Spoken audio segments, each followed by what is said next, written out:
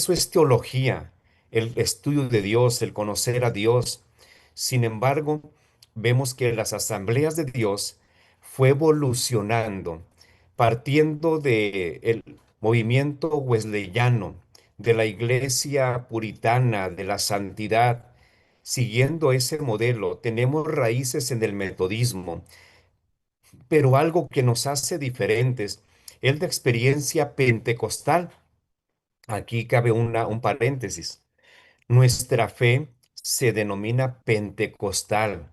A veces se usa el término pentecostés. Pentecostés es el nombre de una fiesta judía celebrada 50 días después de la Pascua. Sin embargo, la palabra pentecostal es el nombre con el cual nos podemos definir. ¿Y a qué me refería ahorita? Cuando se comenzó a exponer sobre lo que es la conservación de la doctrina, cómo se desarrolló la teología de las asambleas de Dios, hubo una expresión que dice E. N. Bell, que fue miembro del presbiterio ejecutivo, dice, estas asambleas se oponen a toda alta crítica.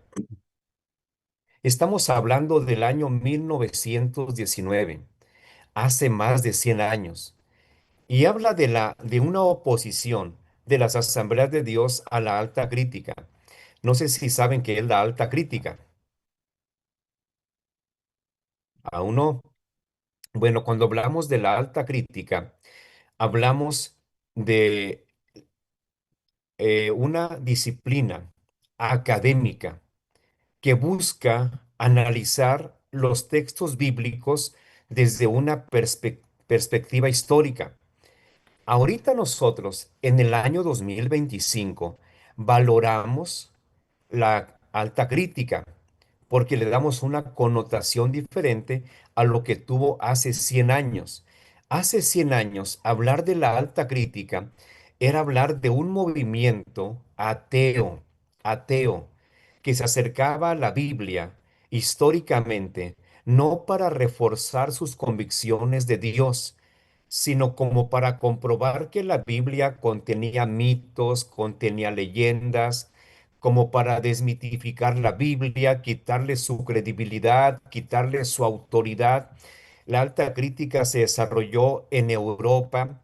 Fueron algunos teólogos de origen europeo como Rodolfo Bullmann, quienes ellos se acercaban al texto bíblico, pero con mucha incredulidad. No miraban en la Biblia la palabra inspirada por Dios, sino que ellos creían que la Biblia se había escrito por iniciativa de ciertas personas y no valoraban los milagros ni las cosas sobrenaturales en ella escritas. La alta crítica originalmente negaba toda influencia divina en la Biblia y la consideraba un libro lleno de errores. Por eso, E. N. Bell dice, estas asambleas se oponen a toda alta crítica radical de la Biblia. Entonces, aquellos teólogos ateos que iban a la Biblia con el propósito de distorsionarla, quitarle su valor y autoridad espiritual. Dijo también, dice, y a todo modernismo e infidelidad en la iglesia. Estamos hablando de hace 100 años. Hace 100 años, cuando estaba en su máximo auge esa corriente de la alta crítica, con teólogos como Rodolfo Bullmann, que dijo Rodolfo Bullmann, por ejemplo, que la Biblia contenía mitos. Él no creía que Jesús hubiera nacido de una virgen. Él no creía que Moisés, cuando extendió la vara, el mar rojo se secó. Él no creía en los milagros. Para ellos eran extremadamente racionales. Por eso dice, y a todo modernismo, porque ellos en pro del modernismo estaban influenciados por el racionalismo que decía primero pienso, luego existo. Eran tan racionalistas que negaban los milagros que la Biblia menciona. Por eso Rodolfo Bullmann propuso desmitificar la Biblia para hacerla asequible a la mentalidad del hombre moderno. Él pensaba, él la tiene mitos, hay que quitar los mitos para enseñársela al hombre moderno. Por eso, esta postura también dice ahí, y a todo modernismo, infidelidad de la iglesia, a que haya gente no salva y llena de pecado y mundanalidad que pertenezca a la iglesia. Creen en todas las verdades realmente bíblicas sostenidas por todas las iglesias realmente evangélicas. Esta declaración pues tenía mucha fuerza porque está hablándonos de un principio. Las asambleas de Dios creemos en la inspiración verbal y plenaria de la Biblia. Creemos que la Biblia es palabra de Dios desde el Génesis hasta el Apocalipsis. No existen mitos, no existen leyendas. Lo que ahí dice es verídico. Y con el auge del pentecostalismo se vino a comprobar esta verdad, que Dios hace milagros, que el Señor sana enfermos, que el Señor resucita muertos, que el Señor es todopoderoso, que echa fuera demonios, que hay palabras de profecía, que hay palabra de ciencia, que hay palabra de sabiduría. Con el movimiento pentecostal, con ese derramamiento del Espíritu Santo, se vino a confirmar lo que estaba escrito en la palabra. Por lo tanto, reprobamos esa mentalidad que se acerca a la Biblia fríamente y que trata de negar lo sobrenatural en la palabra de Dios. Luego miramos ahí cómo desde 1916 se fue conservando la doctrina. ¿Cómo se fue conservando? Bueno, las asambleas de Dios desde un inicio se preocupó porque sus ministros y sus iglesias, sus miembros, fueran creyentes que no se fueran a los extremos. Hay una declaración ahí de, que dice, no tenemos el propósito de que la declaración de verdades fundamentales sea un credo para la iglesia, ni una base de fraternidad entre cristianos, sino que solo sirva de base para la unidad entre los ministros. La fraseología humana utilizada en dicha declaración no es inspirada, ni se afirma que lo sea, sino que las verdades que presenta se consideran esenciales para un ministerio de evangelio completo. No se pretende que contenga todas las verdades bíblicas, sino solo que cubra nuestra necesidad en cuanto a doctrinas fundamentales. Asambleas de Dios habló de doctrinas fundamentales y en nuestra declaración de fe, ahí están las 16 doctrinas fundamentales de las asambleas de Dios. Y la primera es la inspiración de la escritura. Algo que se dijo en ese tiempo fue evitar los extremos. El extremo de un frío intelectualismo, acercarse a la Biblia solamente con el intelecto como una materia más de estudio, es un extremo. Y el otro extremo es el fanatismo, despreciar la enseñanza, el estudio académico de la Biblia y quedarse con un fanatismo. Hablaba de prevenir esos peligros. Muchos cristianos se van a esos extremos. El fanatismo, por ejemplo, es aquel que dice es que no hay que ir a una escuela bíblica porque la letra mata, mas el espíritu vivifica. El fanatismo dice que la letra mata. El fanatismo dice es que yo con sueños, Dios me habla en sueños, Dios me habla en visiones y menosprecia la Biblia, menosprecia la palabra. El fanatismo dice es que yo no hago caso de mandamientos de hombres. A mí Dios me habla al corazón, yo tengo revelaciones nuevas. Eso es fanatismo. Tenemos que vivir en un equilibrio. Y ese equilibrio está en reconocer la Biblia como la palabra inspirada por Dios, palabra que inspiró el Espíritu Santo y que tenemos que someter a ella todo lo demás. Por ejemplo, ahí se habla de una Biblia. Hay una Biblia famosa, Biblia Scofield. La Biblia de referencia Scofield es una Biblia que desde ese tiempo ya estaba en circulación, pero que fue editada. Las notas marginales, los comentarios, estaban escritos por teólogos que negaban el derramamiento del Espíritu Santo. Por eso hubo un tiempo en el que se prohibió el uso de esa Biblia, porque sus comentarios se consideraban antipentecostales.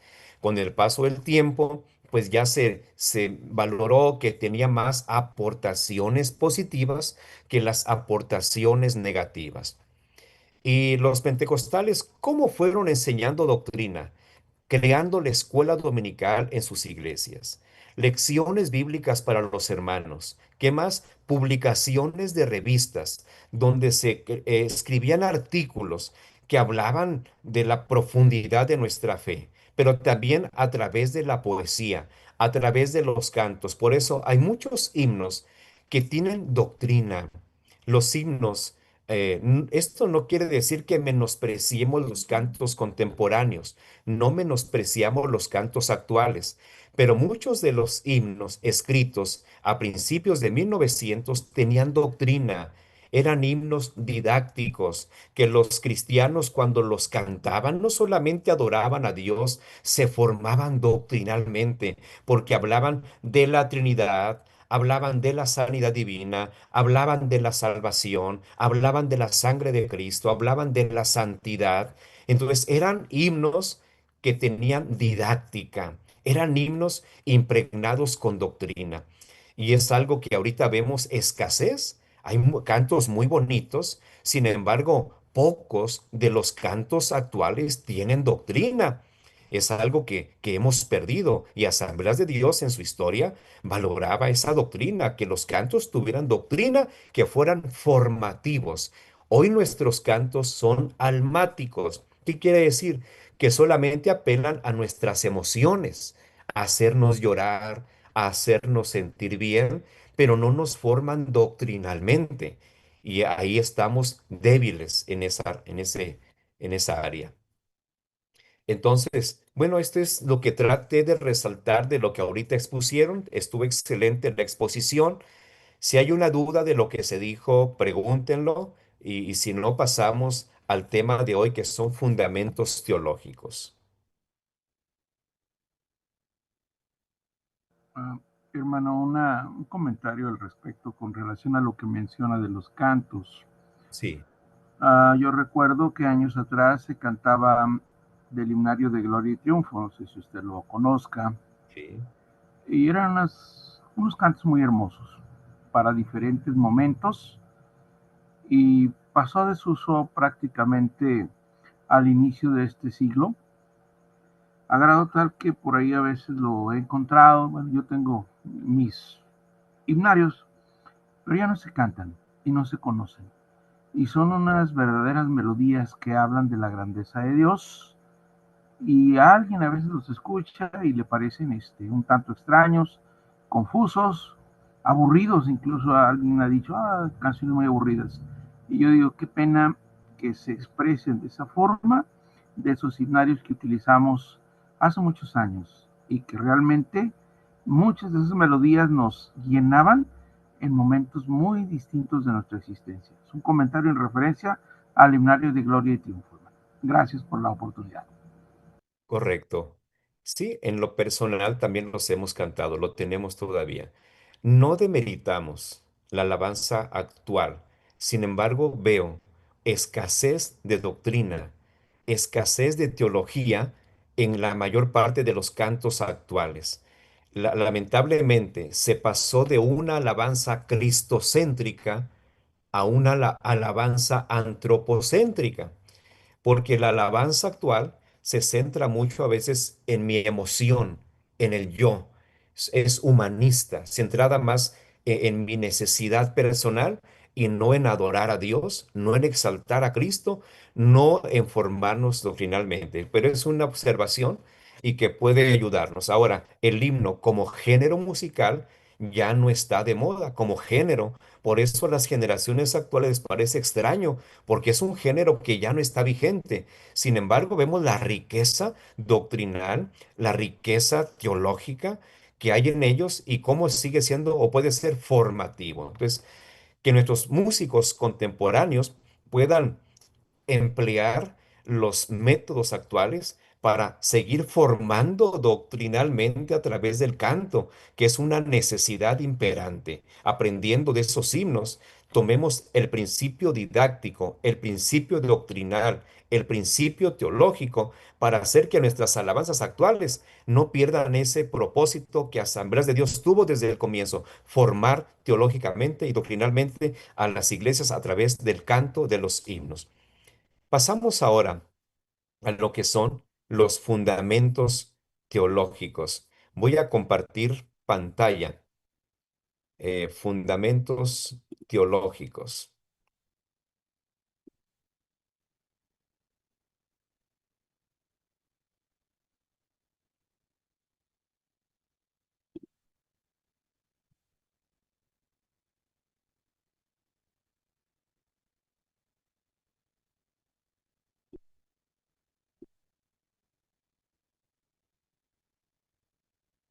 Muy bien.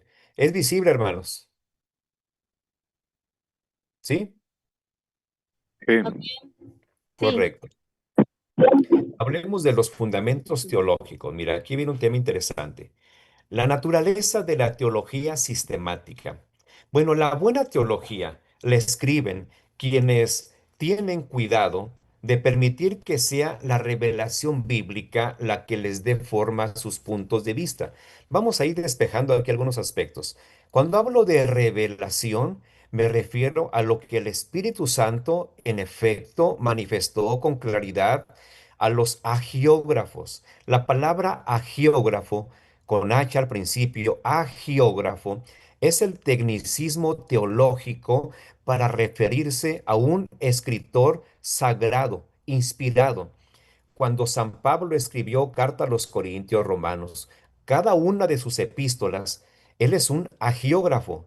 Cuando Moisés escribía Génesis, Éxodo, es otro agiógrafo. Bueno, agiógrafos son los escritores de la Biblia, del Antiguo o Nuevo Testamento. Ellos reciben una revelación de Dios. Esa palabra revelación se aplica para ese mensaje inspirado que en su momento recibieron de Dios. Nosotros ya no podemos hablar de tener una nueva revelación. La revelación teológicamente está completa. De Génesis a Apocalipsis se completó la revelación. Lo que ahora podemos tener es iluminación.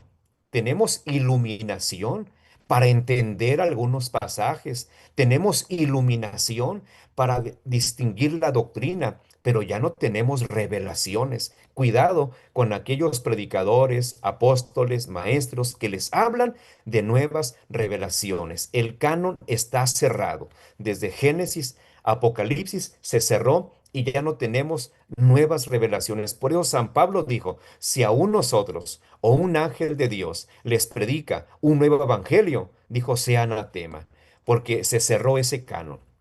Ahora, quienes hacen buena teología son aquellos que se basan en esa revelación, en la revelación bíblica y que se someten a ella. No escriben teología desde su propio punto de vista, sino que sacrifican su punto de vista para ir al texto bíblico del texto extraer la enseñanza, la doctrina y así compartirla. Por tanto, a lo largo de esta clase vamos a tener presente algunas afirmaciones bíblicas como es Dios existe, se ha revelado a sí mismo y ha puesto esta revelación al alcance de la humanidad. Puesto que Dios es real, se reveló en la palabra. La Biblia es la revelación de Dios y está al alcance de la humanidad. En la Biblia vemos a Dios descender a la corriente humana, a la historia humana y llevar a cabo su plan de redención para nosotros. En otras palabras, la Biblia presenta las verdades en medio de situaciones históricas. En lugar de darnos una enseñanza sistematizada, la Biblia nos presenta esa revelación a través de la historia. Con todo, es necesario sistematizar sus enseñanzas para que nosotros la podamos entender mejor y aplicarlas a nuestra vida. No obstante, se debe analizar esta sistematización de enseñanzas bíblicas con cuidado, prestando atención siempre al contexto. Cuando hablamos del contexto nos referimos al pasaje que rodea. Si yo digo Filipenses 4:13, ¿cuál es el contexto de Filipenses 4:13? Su contexto es toda la carta a los filipenses, desde el capítulo 1, versículo 1, hasta el último versículo del último capítulo es su contexto. No podemos sacar un texto de su contexto y darle una significación que no tenga. Entonces siempre es importante el contexto del versículo para no dar una interpretación equivocada. Los teólogos tienen a veces la sutil tentación de escoger solamente los textos que estén de acuerdo con sus propias posiciones e ignorar su contexto. Es necesario permitir que sea la Biblia la que nos hable a nosotros, sin quedar nublada por las ideas preconcebidas y los conceptos errados de la persona. Nosotros, como estudiantes de la Biblia, como predicadores, como pastores, como maestros, tenemos que acercarnos a la Biblia despojándonos de algo que se llama precomprensión. ¿Qué es nuestra precomprensión? Es el bagaje, es el cúmulo de enseñanza que hemos recibido a lo largo de nuestra vida cristiana y aún antes de ser cristianos. Porque la precomprensión es la idea anticipada o la imagen o la perspectiva que nos hemos formado de Dios, del cristianismo, de la Biblia, etcétera, desde antes de ser cristianos. Porque estoy seguro que antes de ser cristianos, alguien nos habló de Dios. Quizá estuvimos en la iglesia católica o en otra iglesia, aunque no éramos fieles practicantes. Fuimos a una doctrina católica. Miramos una película en Semana Santa que hablaba de Moisés, que hablaba de Jesús. Entonces, con los compañeros, algo oímos de Dios. Bueno, eso fue formando nuestra precomprensión. Cuando venimos a Cristo, nuestros pastores nos enseñaron también la Biblia. Sus predicaciones nos fueron formando, sus discipulados, la práctica de la iglesia. Eso nos ha formado una precomprensión, de tal manera que ahora nosotros, cada vez que vamos a la Biblia, eh, nos ponemos los lentes de esa precomprensión. Nos acercamos al texto bíblico con esos lentes y luego la interpretamos desde esa precomprensión que traemos. Ahora, como teólogos, nosotros tenemos que ir despojándonos de esa precomprensión y dejar que la Biblia nos enseñe a nosotros. A veces batallamos porque decimos, es que en mi iglesia me enseñaron esto y cómo es posible que ahora que leo la Biblia y veo con claridad este texto no sea como me lo dijo mi pastor. Sí, tu pastor no es, tu pastor puede decir algo fuera del contexto bíblico. O un maestro en la escuela bíblica, alguien puede enseñarte algo que el texto bíblico te va a desmentir. Entonces hay que ser humildes y acercarnos a la Biblia con esa sencillez y decir, Dios, háblame. Espíritu Santo, que revelaste esta palabra, ilumíname para entenderla, porque a veces no dejamos que el Espíritu Santo nos hable, porque nos nublamos por la precomprensión que traemos. Venimos al texto creyendo que ya lo entendemos. No hay que ser humildes y decirle, enséñame, Señor, porque a veces a ustedes les va a pasar, va a haber clases en la escuela bíblica que van a chocar con la precomprensión que traen de su iglesia, con la precomprensión que tienen de todo ese bagaje, ese cúmulo de experiencias, de enseñanza, de sermones, de lo que han visto en YouTube, en campañas, de todo eso, va a chocar y va a decir, ah, caray, y van a debatir con el maestro. Pero dejen que la Biblia les enseñe, que el Espíritu Santo les enseñe. ¿Está claro? Muy bien. Otra afirmación bíblica que guía el desarrollo del material de estas clases de teología es que el Espíritu Santo, quien inspiró la puesta por escrito de la Biblia, guía la mente y también guía el corazón de los creyentes. Sin embargo, no debe temer la labor del Espíritu Santo al ayudarnos como estudiantes a comprender mejor la Biblia. Tenemos que permitir al Espíritu Santo nos ayude, ser humildes y decir, Espíritu Santo, guíame, enséñame, ilumíname, porque Él es el que inspiró la Biblia. Los pentecostales tenemos una rica herencia en el ámbito de las experiencias. Si algo tiene el pentecostal, son experiencias. No sabrá mucha Biblia, pero tiene experiencias. Ha tenido manifestaciones sobrenaturales del Señor. ha vivido sanidades, ha visto milagros, ha hablado en lenguas, ha profetizado, interpretación de lenguas, muchas experiencias. No sabrá teología, pero tiene experiencias.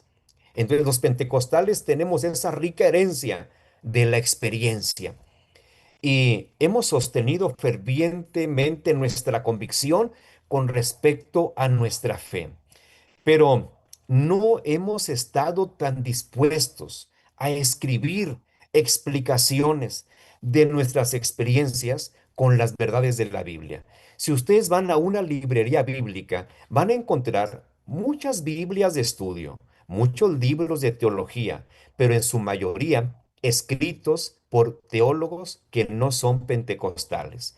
Muy pocos libros escritos por pentecostales. Ese es el desafío que tenemos los pentecostales. Sí, hay muy buenos teólogos, hay muchos, pero nos rebasan los evangélicos cesacionistas. Por ejemplo, Stanley Horton, el autor del libro de texto que estamos empleando, fue un gran teólogo pentecostal. Menzies, eh, Howard Marshall, teólogos pentecostales. En México tenemos a un José Saucedo, un teólogo pentecostal, escritor de varios libros. Tenemos a un Gilberto Cordero, escritor también de varios libros. Tenemos muy buenos escritores, pero los que son prolíficos y han abundado son los bautistas. Ellos tienen muchísimos, cientos, miles de libros de teología. Entonces hace falta que nosotros también escribamos nuestra experiencia, porque la iglesia cristiana necesita que el pentecostal se ponga a escribir, se ponga a compartir, a hacer teología y poder enriquecer a otros.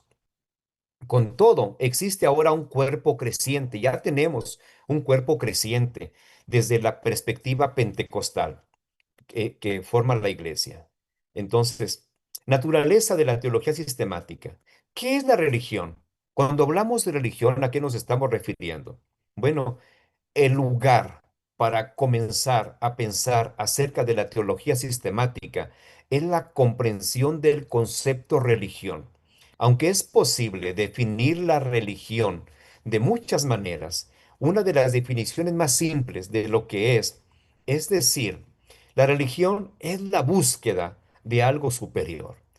Claro, etimológicamente, religión viene de una palabra que significa religare, que es ligar, que es algo así como aprisionar, pero en términos prácticos y sencillos, religión es la búsqueda de algo superior. Y los seres humanos reconocen de forma universal que la religión, eh, reconocen que hay alguien más por encima de nosotros.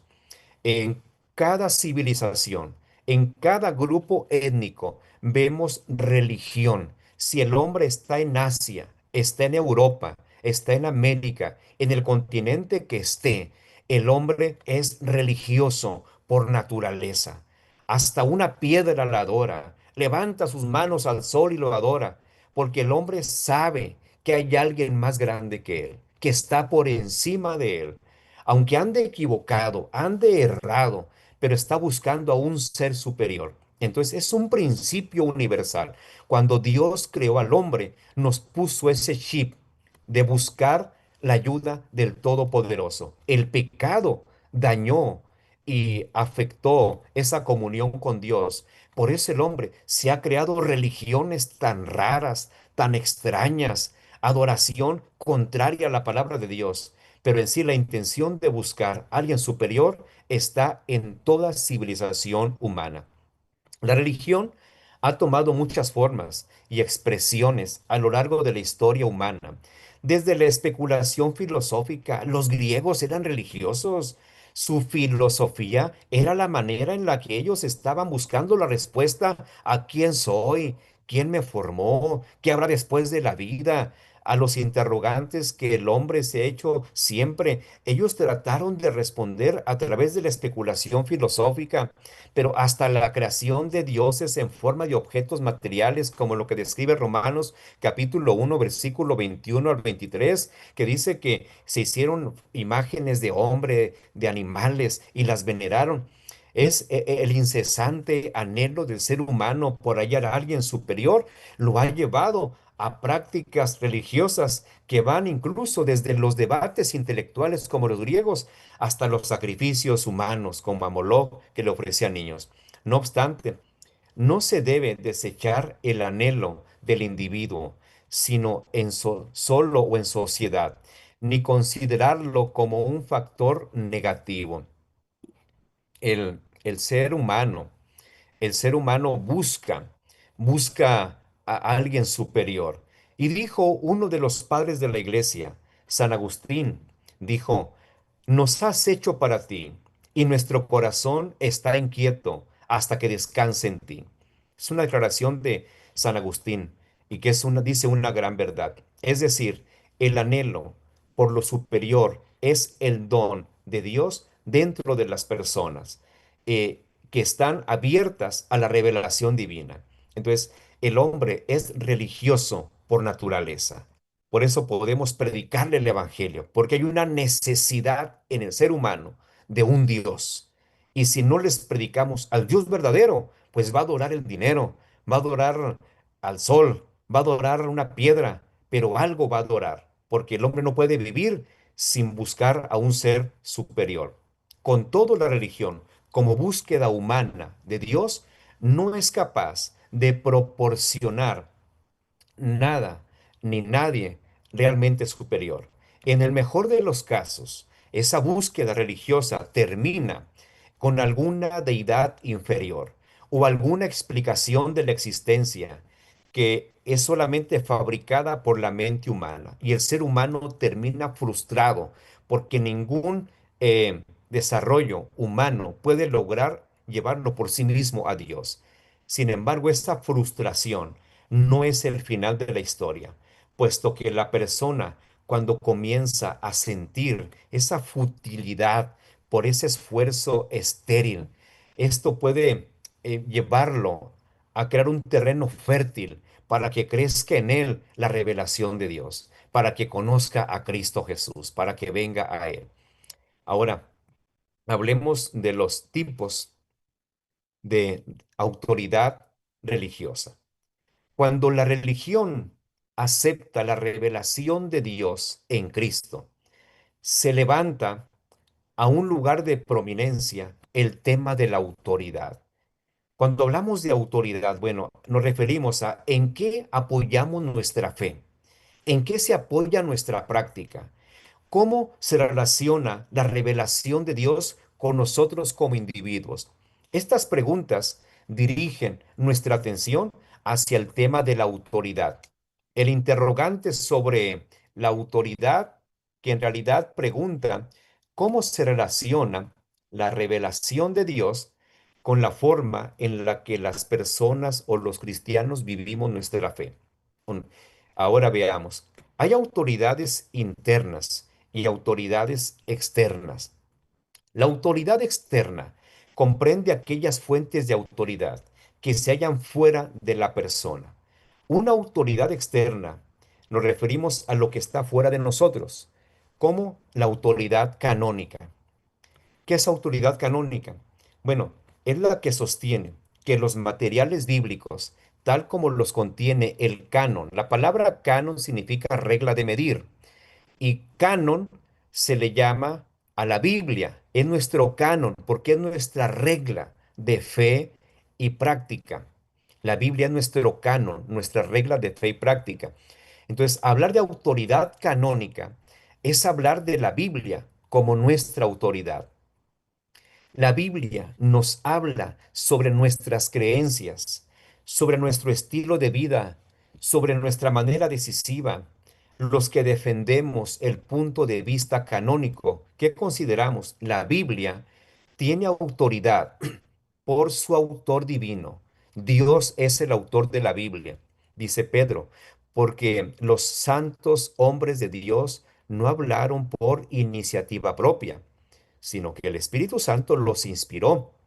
Entonces, tenemos la palabra profética más segura, la Biblia. Segundo, la Biblia es clara en las verdades básicas que nos presenta. Claramente nos dice que hay un solo Dios y un solo mediador entre Dios y los hombres. La Biblia dice cuál es el lugar de los ángeles, que no son venerables, no son adorables, porque no son Dios, solo a Dios hay que adorar. La Biblia nos revela todo con claridad. Todas las cuestiones de fe y conducta están sujetos al escrutinio de la Biblia. Entonces, cuando hablamos de autoridad canónica, en pocas palabras, hablamos de la Biblia como nuestra máxima autoridad. La Biblia, hermanos, porque de pronto uno escucha, eh, por ejemplo, testimonios.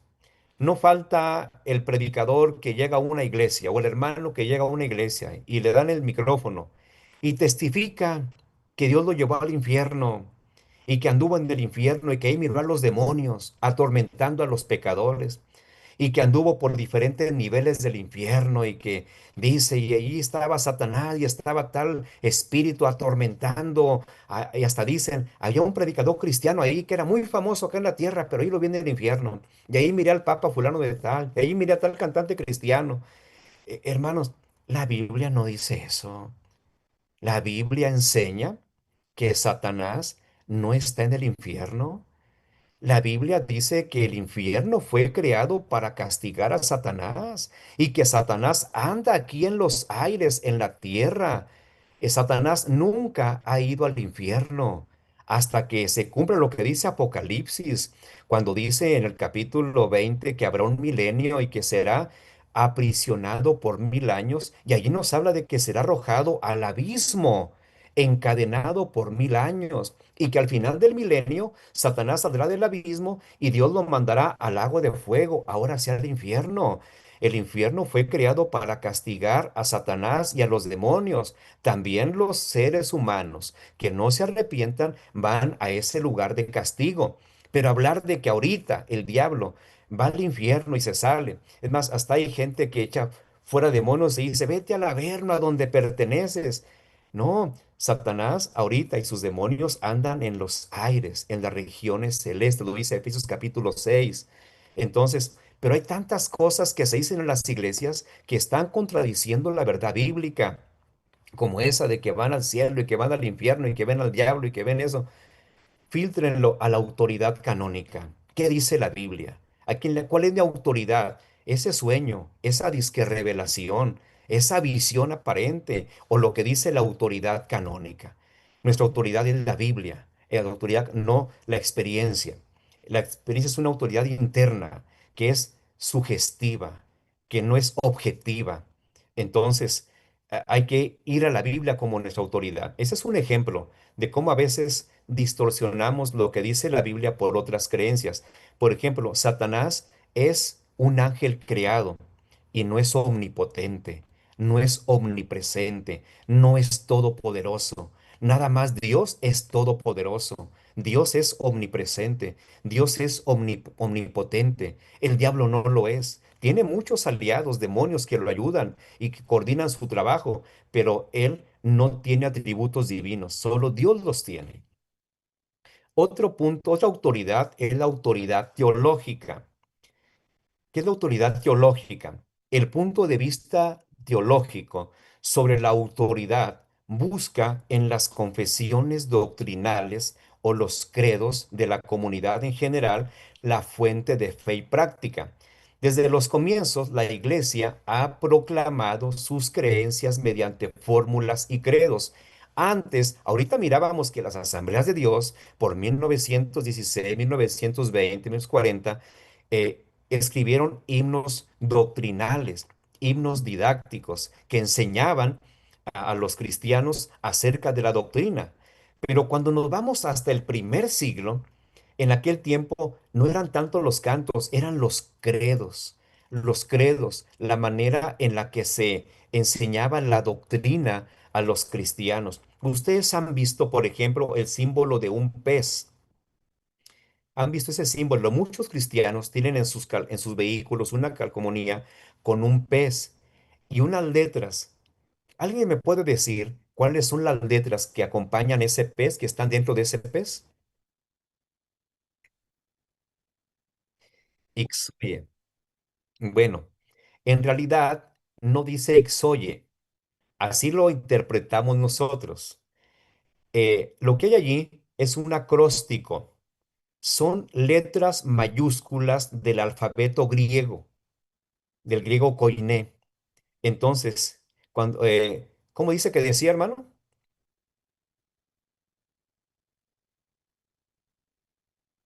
Ixoye. Bueno, así lo interpretamos. La primera es una iota, es una Y, perdón, mayúscula, que significa, dice, juíos, juíos, que significa hijo.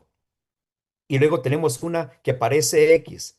Esa se llama Ji, es la Ji griega mayúscula, que es la inicial de Cristos. Y luego la que leemos como una O es una teta mayúscula, es la teta mayúscula de Teos, que es Dios.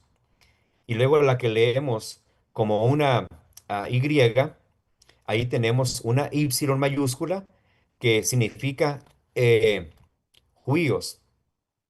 Entonces, y luego la que leemos como es una sigma mayúscula de Soter, que es Salvador. Entonces, lo que ahí dice es Jesús, Hijo de Dios Salvador. No dice Ixoye. Es el acróstico de la palabra Jesús, Cristo, Dios, Hijo Salvador. Pero son consonantes mayúsculas las que tenemos ahí. Ahora, ¿por qué ese pez? Porque en el primer siglo había mucha persecución hacia los cristianos. Si yo estaba en una playa y sospechaba que la persona que llegó a ese lugar también era cristiano, por causa de la persecución, no lo andaban divulgando, soy cristiano, pero una persona se inclinaba y dibujaba con su dedo en la arena la curva del pez, una curva nada más. Entonces el otro, que también era cristiano, al ver eso, se agachaba y ponía la otra curvita, formando el pez. Entonces así ya se identificaban, era el símbolo, el símbolo. De ahí que el pez es un símbolo del cristianismo. Entonces, porque era la forma en que ellos se identificaban. Y, y los credos, bueno, ahora que ya tenías el pez, ahora hay que ver si estabas en la doctrina verdadera o tenías una mala doctrina, porque había gnósticos y los gnósticos tienen una interpretación diferente acerca de Jesús.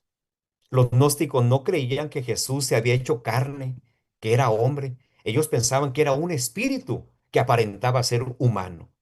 Entonces, el credo decía, creo en un hijo, creo en el Hijo de Dios. Hay el credo apostólico, el credo niceno. Era un resumen de la teología del siglo primero, del siglo segundo después de Cristo. Esos credos no dicen herejías, dicen en resumen la doctrina. ¿Qué le dijo, qué le dijo Felipe al eunuco? ¿Crees que Jesucristo es el Hijo de Dios? Lo creo. Que aquí hay agua que impide que yo sea bautizado y dijo, lo creo. Entonces, ahí surgen los credos. Los credos son afirmaciones de nuestra doctrina, resumidas, para ver si estamos o no en la verdad. Entonces, la autoridad teológica tiene que ver con los credos. Nuestros credos están en la doctrina verdadera. Les dejo ustedes para que lean el credo apostólico y el credo niceno. Analícenlo, a ver si dice una herejía o no la dice. Van a encontrar que solamente afirma un resumen de la fe verdadera.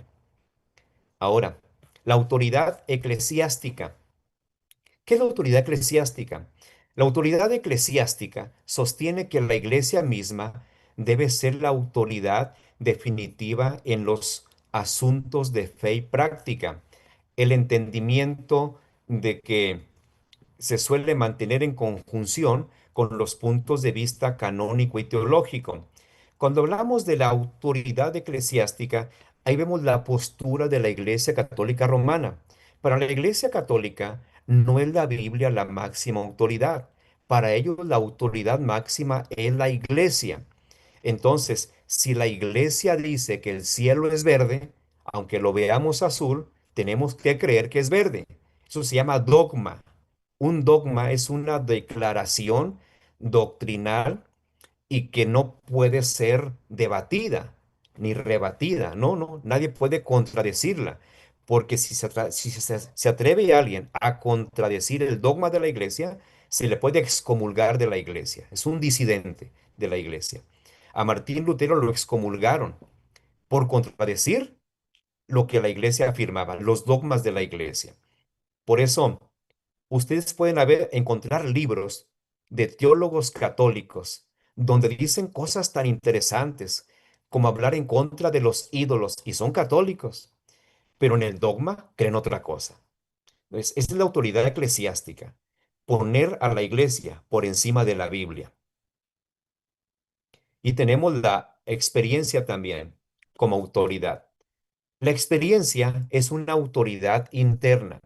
Ahora yo pregunto, ¿las experiencias pueden ser una autoridad verdadera que estén por encima de la autoridad canónica, de la autoridad bíblica? La primera fuente de autoridad externa siempre es la experiencia.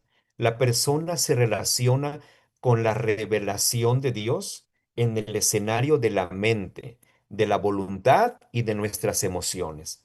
Considerando a la persona como una unidad, los efectos producidos en cualquiera de esos aspectos se sienten o experimentan en los otros, ya sea de manera subsiguiente o simultánea. De hecho, la revelación de Dios viene a relacionarse en la totalidad de la persona humana. Con todo, hay muchos que llevan más allá esta observación, afirmando que la experiencia es la verdadera fuente de autoridad para la fe y la práctica. Dicen que sólo aquellas verdades que han sido experimentadas como reales por el individuo pueden ser aceptadas y proclamadas como reales para los demás. Debemos tener cuidado con la experiencia como autoridad. Es lo que llega a pasar con muchos libros que no son teológicos, son devocionales o son de experiencias. A veces uno puede leer un libro donde el autor testifica su propia experiencia y luego nosotros queremos vivir la experiencia de ese autor. Por ejemplo, imagínese usted lee un libro del evangelista Gigi Ávila que ayunó 40 días. Esa fue su experiencia. Pero usted no es Gigi Ávila. Usted no va a ayunar 40 días. Entonces no podemos hacer una doctrina de mi experiencia. Yo no puedo obligar a otro cristiano a que experimente lo que yo viví porque es una persona diferente. La autoridad está en lo canónico, en la Biblia, no en mi experiencia. Usted puede ver a un Benny Hinn y ver sus experiencias, pero usted no es Benny Hinn. Usted es usted. Y usted tiene su propia experiencia con Dios. Usted no se va a quitar el saco y va a tumbar la gente al hacerle así. Entonces, cuidado con hacer doctrina de nuestra experiencia, porque Dios tiene un trato tan especial con cada uno de nosotros que no podemos quitarnos la camisa que está hecha a nuestra medida y ponérsela a otro. Le va a quedar chica o le va a quedar grande. No es su talla. Cada quien tiene su experiencia con Dios. Lo que tenemos en común es la palabra y es nuestra fuente de autoridad. Y la experiencia debe someterse a lo que está escrito en la palabra. Entonces, hay muchos que distorsionan la verdad de la palabra por causa de la experiencia. Hay gente, por ejemplo, que no quiere diezmar, no diezma. La Biblia dice que es una bendición que diezmemos. El Antiguo Testamento nos habla del diezmo desde antes de la ley de Moisés. Abraham diezmó a Melquisedec. Jacob le prometió a Dios que de todo lo que le diera, el diezmo le daría. Hay un principio de gratitud, de reconocimiento de Dios como el dador de la victoria, de la riqueza, el dueño de todo, el diezmar. Pero hay gente que piensa que en su experiencia puede hacer un negocio con Dios y decirle, Dios, yo a ti no te voy a diezmar, yo no voy a diezmar. Entonces están usando su propia intelecto, su propia perspectiva humana, poniéndola por encima de la autoridad máxima que es la palabra de Dios. Entonces no podemos nosotros estar por encima de lo que está escrito en la palabra. La elevación contemporánea de la experiencia a la categoría de autoridad comenzó con un hombre llamado Friedrich Schleiermacher. Este Schleiermacher sostenía que la base del cristianismo era la experiencia religiosa, una experiencia que se convertía en la autoridad determinante de las verdades teológicas. Desde sus tiempos hasta el presente, algunos sectores de la iglesia han aceptado la experiencia como la fuente de autoridad. Es más, la gente que busca la experiencia ni siquiera lee la Biblia. La gente que depende de la experiencia es la gente que quiere ir a la iglesia el domingo, llorar, temblar, brincar, caerse. Si no lloró el domingo en la iglesia, si no tembló, si no se cayó, si no sintió algo, dicen que el predicador estaba seco, que el culto no sirvió, que ahí no estuvo el Espíritu Santo, porque ellos buscan la experiencia, no están buscando a Dios ni su palabra. Entonces, cuidado, no caigamos en esos extremos. No, sométase a la palabra.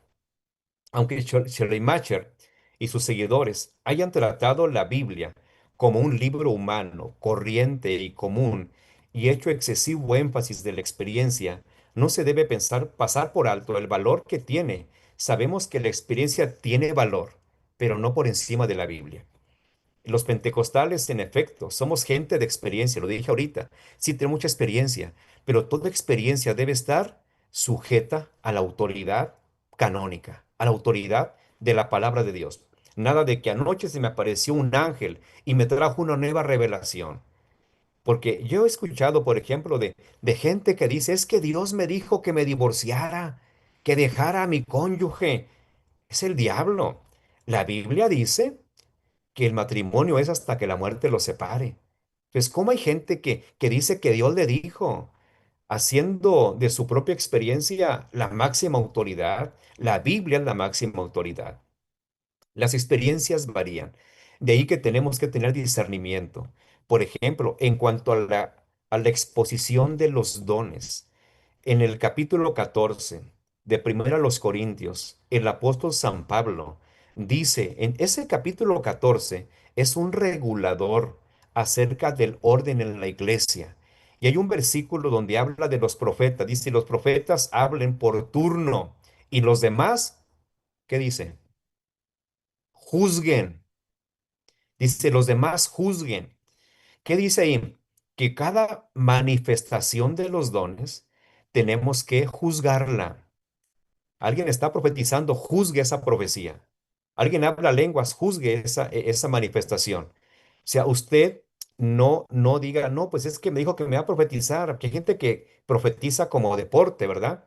Llega usted y le dice, yo te profetizo que este año saldrás de tus deudas, yo te cancelo las tarjetas de crédito, yo ahorita te cancelo esa hipoteca y te profetizo que te va a ir bien y que vas a ser rico y que vas a ser próspero.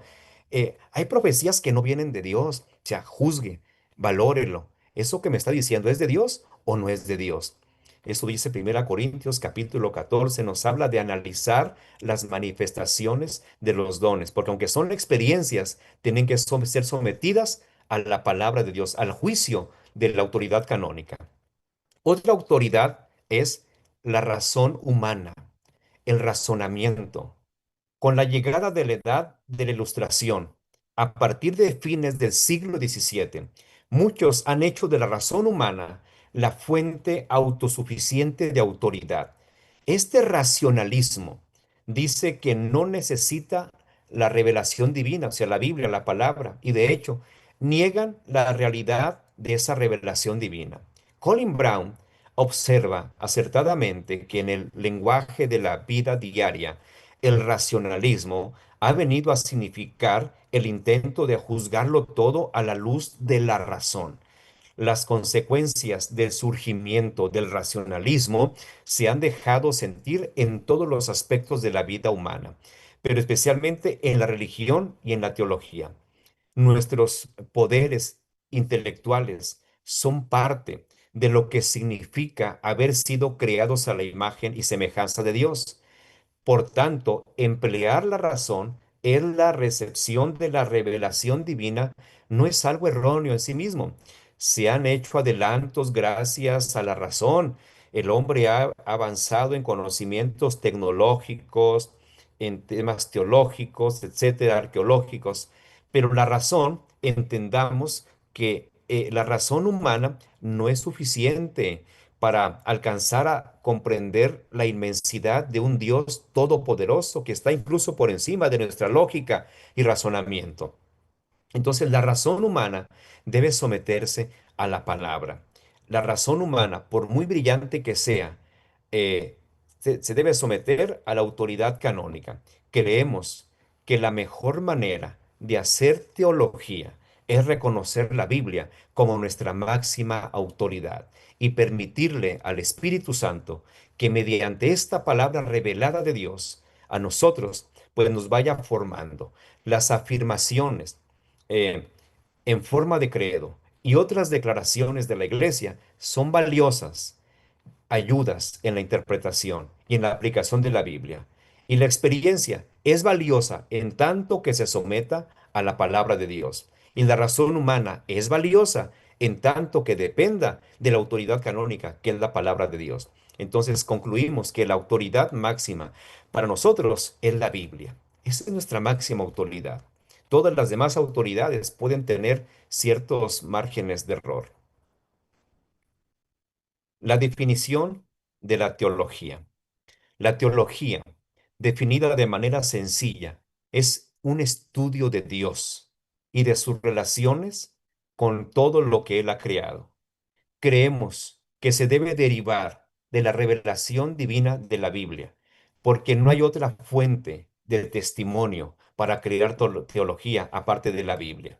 La revelación bíblica no solo dirige los temas que deben ser creídos, sino que también nos fija los límites de nuestra fe. Ahora veamos aquí cómo la teología se divide en diferentes aspectos. Miren, ahorita estamos estudiando teología sistemática, así se llama nuestra clase, teología sistemática, pero hay otros tipos de teología. La teología se divide en varios campos. La teología sistemática solo es una de las divisiones dentro del amplio campo de la teología, en el que también se incluyen la teología histórica, la teología bíblica, la teología exegética, la teología práctica. Es útil observar cada una de esas divisiones de la teología para notar cómo se relaciona con ellas la teología sistemática. Comenzamos con lo que es la teología histórica. Teología histórica, ¿qué es? La teología histórica es el estudio de la forma en que la Iglesia ha intentado aclarar sus afirmaciones acerca de las verdades reveladas en las Escrituras a lo largo de la historia. Entonces, teología histórica es decir, ¿qué creía de la Trinidad la Iglesia en el primer siglo? ¿Qué creía la Iglesia en el tercer siglo? ¿Qué creía la Iglesia de la Trinidad en la Edad Media? Entonces, ir con un tema a toda la historia y ver cómo la iglesia creyó ese tema en toda la historia. Es la teología histórica, la que va a la historia de la iglesia para ver cómo se formaron sus doctrinas y cómo se mantuvo pues alguna enseñanza desde el primer siglo hasta la actualidad. La teología bíblica y exegética. ¿En qué consiste esta teología? La teología bíblica y exegética son disciplinas gemelas. Mire, estas le dan mucha importancia al empleo de los instrumentos y técnicas correctos de interpretación, de manera que oigamos con precisión el mensaje de los textos sagrados. La teología exegética es muy profunda. La teología sistemática agarra temas de la Biblia temas, por ejemplo, Dios en toda la Biblia, Jesús en toda la Biblia, sanidad divina en toda la Biblia. Pero la teología exegética agarra un libro de la Biblia, se va a un capítulo, a un versículo, a una palabra, y se va al idioma original. Bueno, aquí dice la palabra, por ejemplo, alma en español. Bueno, ¿y esa palabra alma de dónde viene? Ah, pues en el Nuevo Testamento Se traduce de la palabra griega psique. De ahí, ay, ¿qué era la psique? Pues esta palabra es de origen griego. Platón habló del sige. Entonces, ¿y qué significaba para los griegos la sige? Entonces empieza a profundizar. Y en el Antiguo Testamento, ¿qué palabra se usa? La palabra hebrea nefesh. ¿Y qué era el nefesh? Pues para los hebreos el nefesh era la garganta, el aliento, la voz, una persona o un cuerpo, un cadáver, muchas connotaciones. Pero la teología exegética profundiza así, se va al idioma original, al significado de la palabra, a la etimología. Entonces, es muy precisa la teología exegética, porque escarba hasta llegar al meollo del asunto. Y de un versículo le dan una explicación enorme, de muchas hojas, porque van históricamente al trasfondo. Entonces, esa es la exégesis, meterse al idioma original, sacar su etimología, su significado, y luego expresarlo. Es muy rigurosa. Esa es la teología exegética. Pues les recomiendo, busquen por ahí comentarios exegéticos del Nuevo Testamento, de libros del Nuevo Testamento, y van a quedarse maravillados de la profundidad de significado de cada versículo, de cada palabra en esos comentarios. Bueno, esta teología exegética es la que profundiza en esos temas a detalle. Tenemos la teología práctica. La teología práctica es la división de la teología que pone en práctica las verdades de la investigación. En otras palabras, teología práctica es lo que hacemos en la iglesia, cuando enseñamos, cuando predicamos, cuando evangelizamos, cuando hacemos misiones, cuando damos un consejo pastoral, cuando administramos, porque la teología práctica es traer el mensaje escrito hace miles de años en la Biblia y llevarlo a la praxis en el 2025. Entonces es la aplicación a la vida diaria de esas verdades bíblicas y que todos estamos haciendo teología práctica porque evangelizamos, traemos el texto bíblico, lo enseñamos a la iglesia, lo predicamos a la iglesia, entonces estamos aconsejando, estamos haciendo misiones. Eso es teología práctica. Muy bien, hasta aquí algún comentario, hermanos.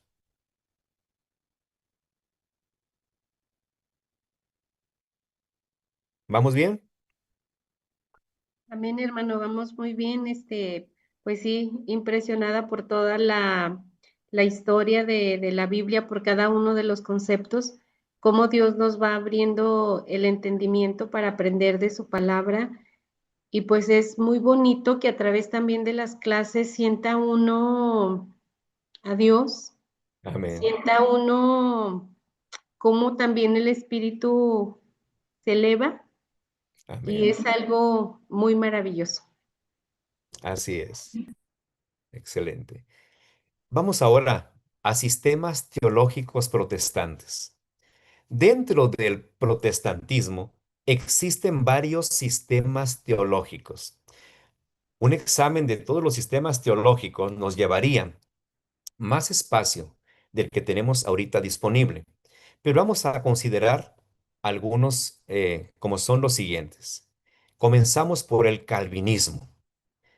Juan Calvino vivió en el año de 1509 a 1564. Murió muy joven. Pero ese hombre fue un teólogo impresionante. Ese hombre dejó una herencia doctrinal de la cual sus herederos son las iglesias reformadas, como la iglesia bautista.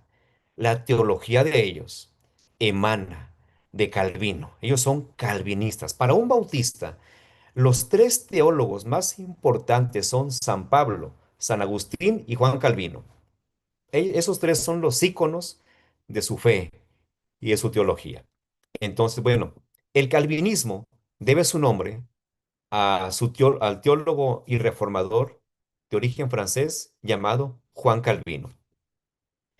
Eh, es interesante cómo Juan Calvino influyó en la cultura europea.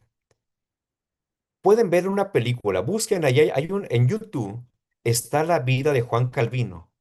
Si un día tienen tiempo, dura como unos 40 minutos, casi la hora, van a ver cómo influyó en Suiza la cultura de los suizos, la prosperidad económica, la riqueza, cómo influyó la teología de Calvino para que Suiza se convirtiera en lo que es ahora, la caja fuerte del mundo, y en muchos otros países europeos. Pero bueno, ¿cómo entendemos como sistema teológico qué es el calvinismo? Mira, el calvinismo se resume en esas cinco doctrinas. Ellos creen en la depravación total de la humanidad. ¿Qué significa eso? Bueno, el calvinista dice, el ser humano cayó tan bajo como consecuencia del pecado que las personas no pueden hacer nada, ni para ser aprobadas por Dios, ni para mejorar. O sea que el hombre nada puede hacer para mejorar como ser humano y mucho menos para ser aprobado por Dios. Es la depravación total. Número dos, elección incondicional. Calvino creía que el Dios soberano que hizo el universo desde la eternidad eligió a unos humanos para salvarlos y a otros para que fueran condenados. Que la salvación depende de Dios en ese sentido. Que Dios dijo, fulano de tal, lo escogí para que sea salvo y a este lo escogí para ser condenado. O sea, elección incondicional, que no dependió de nosotros, sino de Dios el salvarnos porque ya nos tenía predestinados. También creen en la expiación limitada. Expiación limitada. ¿Qué quiere decir? Que Cristo en la cruz del Calvario, al derramar su sangre, no lo hizo por toda la humanidad, sino solo por aquellos que ya Dios había elegido desde antes de crearnos. Que Cristo murió para salvar solamente a los elegidos por Dios. Y número cuatro, la gracia irresistible. ¿Qué significa eso? Que si yo soy elegido para salvación, entonces, el día que me hablen de Cristo, esa gracia no la podré resistir, no me podré negar. Tengo que aceptar esa gracia. Es irresistible para mí porque soy un elegido.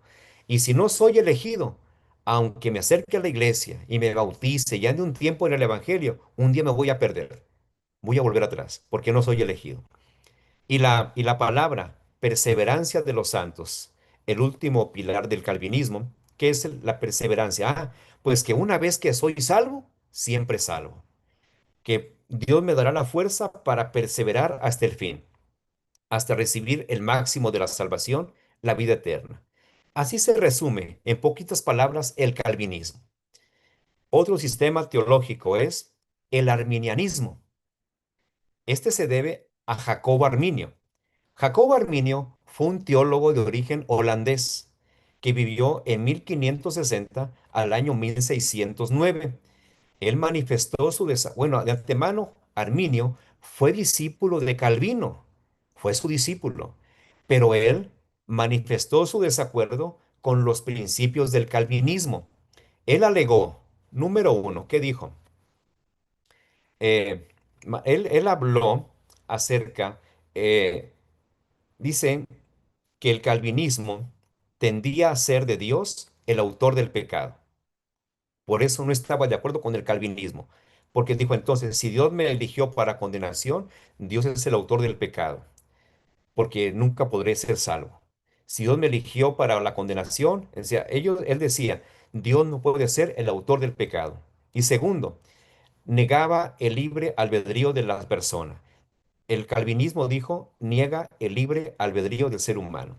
Y las enseñanzas de Arminio y sus seguidores se pueden codificar en estas cinco tesis de artículos de protesta de 1610. Primero, ¿qué dijo Jacobo Arminio? Número uno, la predestinación está condicionada por la respuesta de la persona y basada en la presciencia de Dios. O sea, Jacobo Arminio no compartió la doctrina de Calvino. Jacobo Arminio hablaba de libre albedrío. Dios nos dio voluntad y yo soy predestinado en el sentido de que yo responda favorablemente a la invitación del Evangelio. En otras palabras, estaba diciendo que yo soy el responsable de ser parte de los predestinados o no serlo. Es mi elección. Número dos, Cristo murió por todas y cada una de las personas, pero solo los creyentes serán salvos. O sea, Cristo murió por todos de manera universal, no como decía Calvino, que murió solo por unos cuantos. No. Arminio dijo, Cristo murió por toda la humanidad, pero solamente son salvos los que aceptan su sacrificio, pero murió por todos. La oportunidad es para todos, la puerta está abierta para todos, la invitación está extendida universalmente. Tres, la persona es incapaz de creer y necesita la gracia de Dios. Dijo Arminio esto, bueno, el ser humano es pecador, así que necesita la gracia de Dios para creer. Número cuatro, pero esta gracia es resistible. ¿Qué quiere decir? Que si yo, como ser humano, me hablan de Cristo, en mí está el resistirme o el aceptar el Evangelio, que si es una gracia resistible, puedo endurecer mi corazón y no querer creer en Dios. No como decía Calvino, que es una gracia irresistible. No, Armino dijo, sí, sí es resistible. El ser humano puede poner barreras, endurecer su corazón, como dijo Agripa, por poco y me persuades, Pablo. Por poco y me persuades ser cristiano. O sea, la gracia se puede resistir. Y número 5, el que todos los regenerados vayan a perseverar es algo que requiere mayor investigación. O sea, él no decía, una vez salvo, siempre salvo, ¿no? Sabía que es salvo, pero como dice en la carta a los hebreos, hay peligro de descuidarnos y perder la salvación. Entonces, en cuanto a esto, asambleas de Dios, somos arminianos, no somos calvinistas. Lo que Jacobo Arminio, de allí nosotros hemos tomado nuestra fuente de autoridad. Nosotros creemos en el libre albedrío. Creemos esta síntesis, esas tesis de Arminio son las que creemos las asambleas de Dios. Y existe otro sistema teológico. Hermanos, este es tremendo, pero antes de pasar a este, sobre el arminianismo y el calvinismo, ¿algún comentario?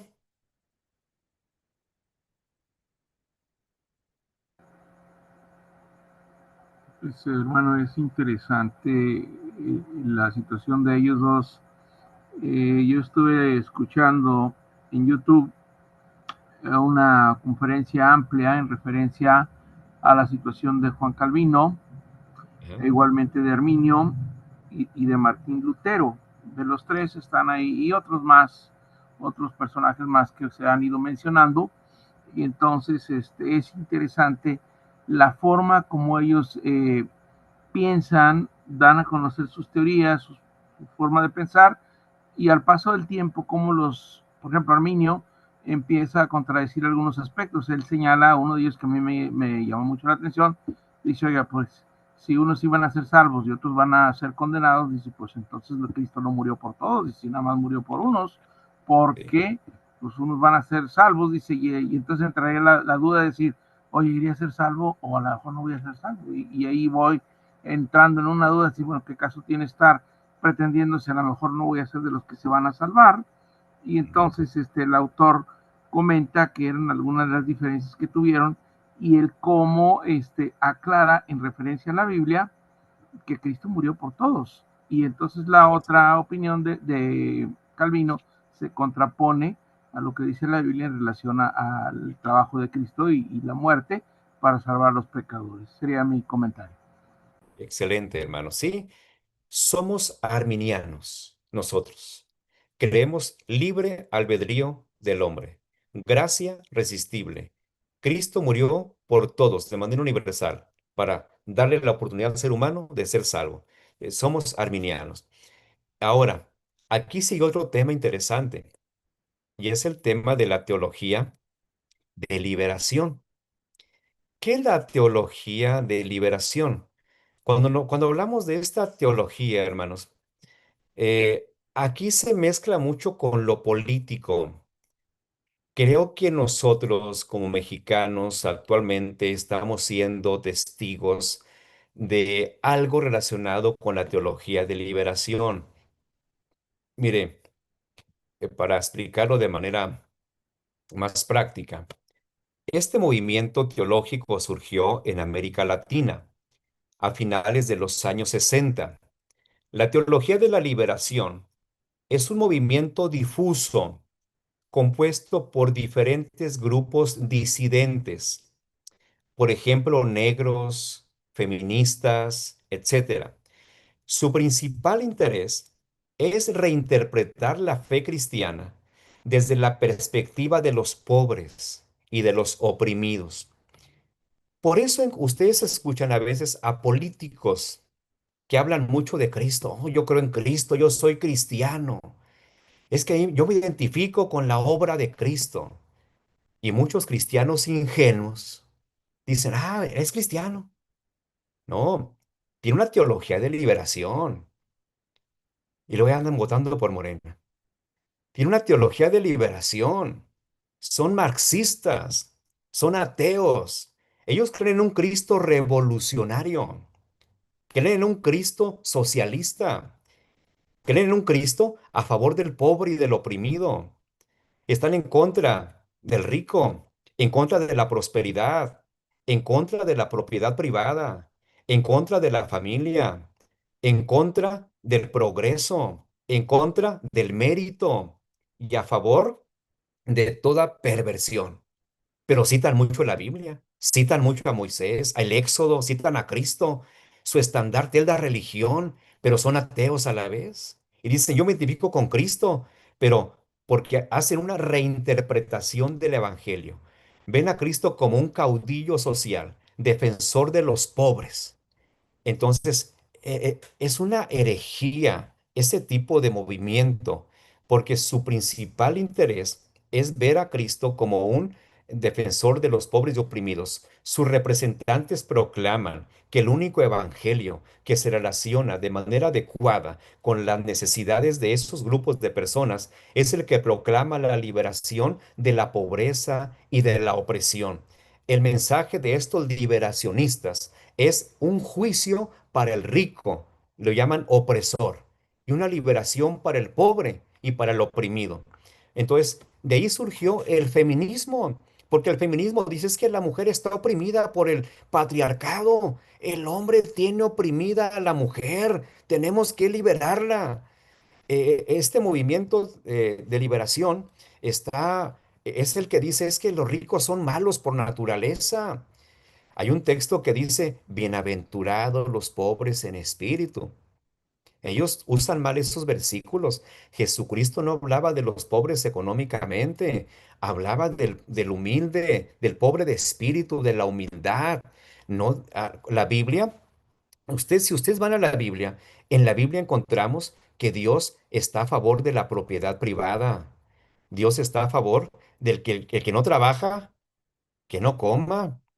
La izquierda, ¿qué hace? Al que no trabaja lo ayudamos y al que trabaja le robamos con impuestos para dar al que no trabaja. Al que prospera lo castigamos y al flojo lo premiamos. Al que estudia, al que se esfuerza, al que sobresale, pues es un clasista, es un, ¿cómo le llaman? Un aspiracionista. Es malo. Vamos a premiar al otro, al que está oprimido. Eso es lo que pasó en los gobiernos de izquierda. Mire, la Suprema Corte de Justicia no está la gente más apta, está la gente que está a favor de esa ideología. Con esta forma de pensar, si usted tiene doctorados, títulos académicos y experiencia, pero compite contra un indígena, al indígena le van a dar el lugar no por mérito, sino porque es un oprimido y hay que ponerlo en un lugar porque siempre vivió oprimido. Ahora es un inepto, pero es oprimido y eso le da ventaja sobre el que es un docto. Entonces, es la teología de liberación, no nos confundamos, lean la Biblia. Un cristiano no puede en la iglesia decir creo en un Dios santo, en un Dios justo, y el día de las elecciones votar por un partido y por un político que promueve el aborto, que promueve la brujería, que promueve el quitar la propiedad privada, que promueve el ateísmo, que promueve las ideologías de género, que promueve un adoctrinamiento en las escuelas. Eso es hipócrita, eso es hipocresía. No podemos creer en Dios y a la vez votar como un inconverso. ¿Qué hizo ahora la Suprema Corte? Brujería. ¿Cómo los consagraron para sus trabajos? Con hechizos. Ahora le dicen médicos tradicionales, son brujos, son chamanes, se consagraron a Tlaloc, a los demonios. Pues un cristiano no puede aprobar eso, la Biblia está en contra de eso. Entonces, ahí está la teología de liberación, en esa reinterpretación del Evangelio, ver el Evangelio como una revolución social, a favor del oprimido, a favor del pobre.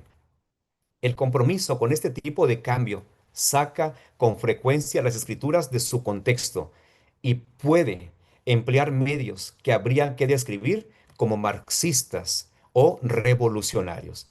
¿Cuántos han oído de Spurgeon, Carlos Spurgeon, el príncipe de los predicadores, un inglés?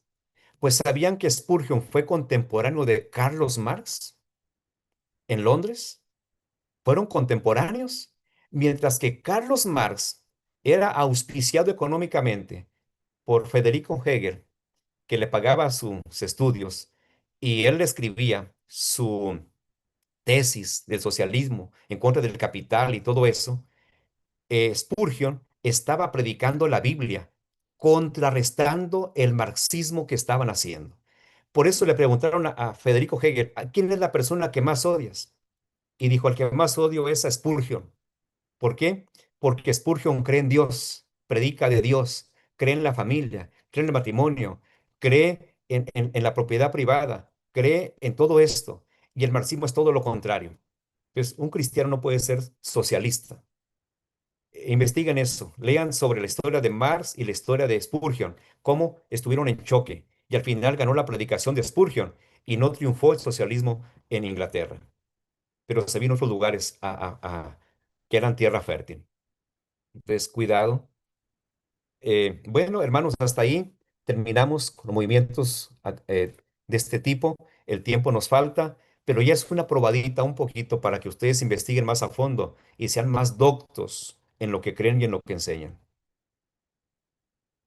¿Comentarios hasta aquí?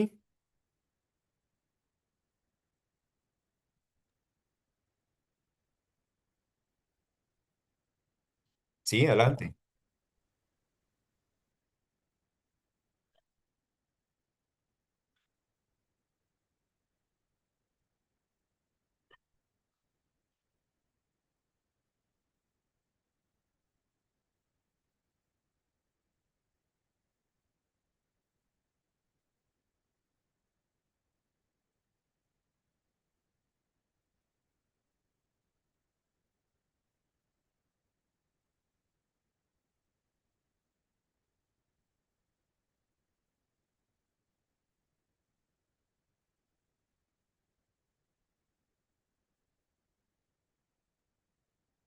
Sí,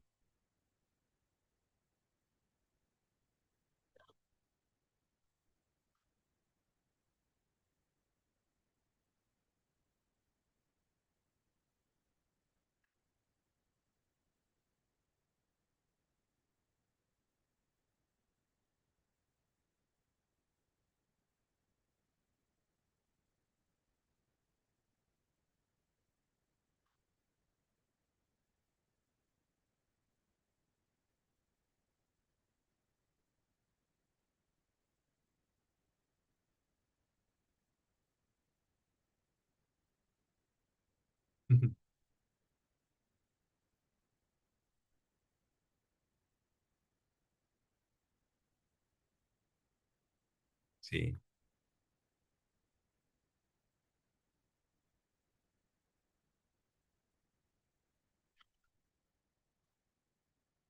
la iluminación del espíritu, la experiencia del espíritu.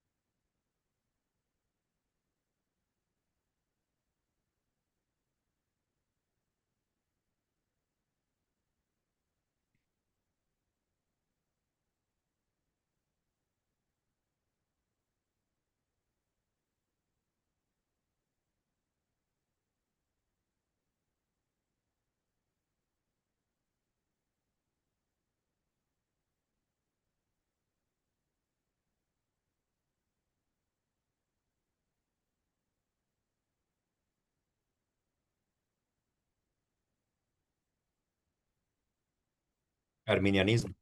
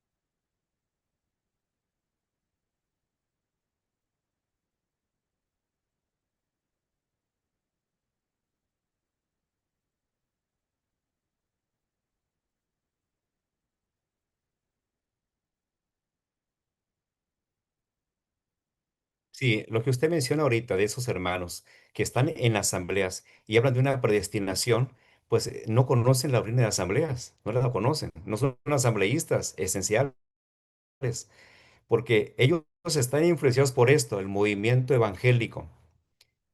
Si han oído ustedes, por ejemplo, hay un famoso predicador que acaba de morir, se llamó MacArthur, John MacArthur. Él fue un gran exponente evangélico, antipentecostal. Sus comentarios son antipentecostales. Y hay uno que se llama Walter Warren. Sale mucho en redes sociales, Warren. Es igual, de esa línea. Ellos son antipentecostales, son evangélicos, calvinistas. Entonces, dan cosas, dan consejos muy bonitos, oyen, muy bonitos, pero doctrinalmente son calvinistas. Y muchos cristianos los escuchan. Les gusta la profundidad con la que hablan, pero no distinguen la doctrina e influyen en ellos. Entonces, ese tipo de hombres, su doctrina la vierten en una forma tan contemporánea que muy sutilmente meten la doctrina calvinista y muchos pentecostales ni cuenta se dan que están cayendo en esa doctrina calvinista, ese movimiento evangélico. Nosotros somos pentecostales y nuestra teología encuadra, aunque dentro del sistema evangélico, pero tenemos las verdades fundamentales que en el libro Teología Sistemática que tienen ahí que les compartimos, ahí están la doctrina de las asambleas de Dios. Hermanos, pues fue un honor estar con ustedes esta noche. Ya son las 10:53. Vamos a despedirnos con una oración. Lean su plan de curso y se prepara el siguiente equipo para exponer la próxima semana en el momento que les corresponda. Sigan leyendo todo. Yo me fui muy rápido, pero es para que ustedes tomen nota y puedan ir indagando a profundidad algunos aspectos de los que mencioné en esta clase. Vamos a orar para Hermano, despedirnos sí, en nada esta más tengo noche. una pregunta. Padre. En relación a Sí. a los cuestionarios, ¿se los vamos a enviar? Mire, O, les voy a poner allí, sí, pero algunos tienen que se eliminan en 24 horas. En ocasiones no alcanzo a verlos porque, hermanos, soy secretario de distrito, entonces tengo mucho trabajo también en el distrito, en la iglesia, y dedico ciertos momentos para checar las tareas y a veces pasa las 24 horas y ya cuando lo abro ya se eliminaron. No lo bloquea 24 horas o mándemelo al correo. En el correo ahí sí va a quedar archivado por siempre la tarea. Y si me la manda por WhatsApp, que no se elimine en 24 horas para tener tiempo yo de descargarla y poderla revisar con esa observación. Pueden enviarlo ya o pueden esperarse hasta la última clase. No hay urgencia, pero conforme vayan haciéndolas, las vamos a ir recibiendo. Si ustedes quieren, pues las Hermano, dejo al final, no hay problema. sí contamos con la dirección de su correo por ahí, nos la hizo llegar. Se las voy a poner. Ah, bien. Sí. Bueno, ahora sí nos despedimos. Amén. Oramos. Padre, gracias por tu palabra. Gracias porque eres bueno. Señor, te pedimos que estas lecciones nos motiven a profundizar más en el conocimiento de tu palabra.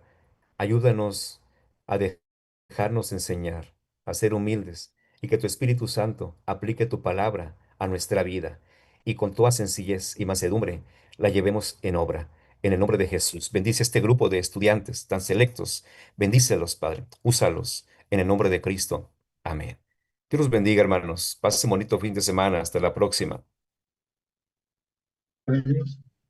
Muchas gracias, bendiciones. Bendiciones y gracias por la enseñanza. Amén.